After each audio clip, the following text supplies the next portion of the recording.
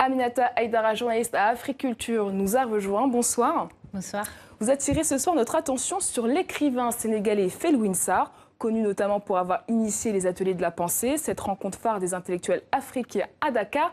Il sort 2 livres. Le premier essai s'appelle « Habiter le monde » chez Mémoires d'Encrier. Pourquoi vous l'avez choisi ? Alors, j'ai choisi ce livre parce qu'il m'a paru vraiment très constructif et positif. On y retrouve une réflexion sur comment habiter le monde aujourd'hui, les relations qu'on peut bâtir avec les autres êtres humains et surtout avec l'environnement dans lequel nous sommes plongés, un environnement qu'on oublie très souvent. Donc, en fait, Felwine Sarr part du constat de cette crise politique, écologique, économique, dans laquelle nous sommes plongés pour essayer de trouver un moyen d'action et de réflexion.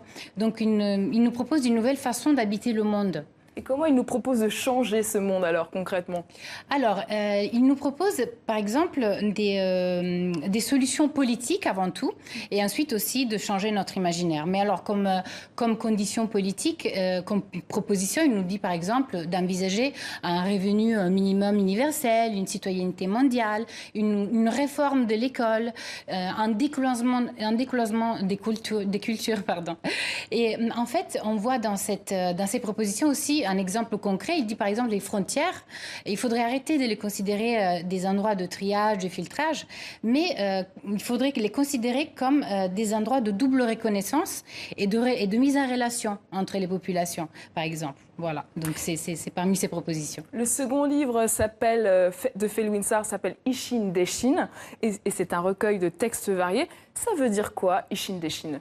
Alors, Ishin Deshin, c'est un mot en sanskrit qui signifie de mon âme à ton âme.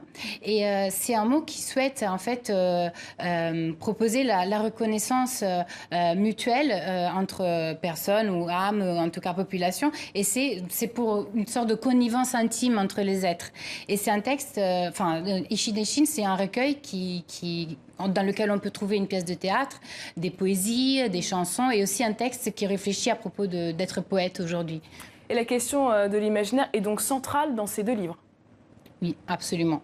Elle est centrale et d'ailleurs dans ces 2 livres qui se retrouvent parce que c'est comme si Habiter le monde nous propose des thèses et dans Ishin Deshin on trouve vraiment comment l'écrivain Felwine Sarr habite ce monde avec son nouvel imaginaire.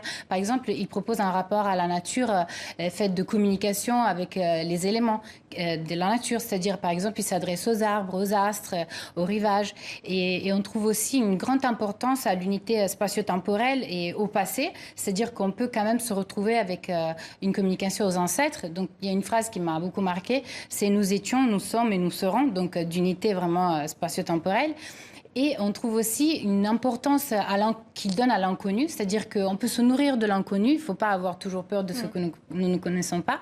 Et ensuite, un autre point très important, c'est qu'il faut toujours considérer la différence entre les propositions étatiques, les gouvernements, et ce que les individus peuvent faire leur quotidien, leurs pratiques sociales. Et voilà, et donc par exemple, il montre que quand on est aliéné, souvent c'est parce qu'on n'arrive pas à intégrer la norme. Donc c'est très important de s'écouter aussi. Alors 2 livres à retrouver sur le site d'Africulture, Habiter le monde et Ishin Deshin, œuvre de Felwine Sarr, sont parus chez Mémoires d'Encrier. Merci Aminata.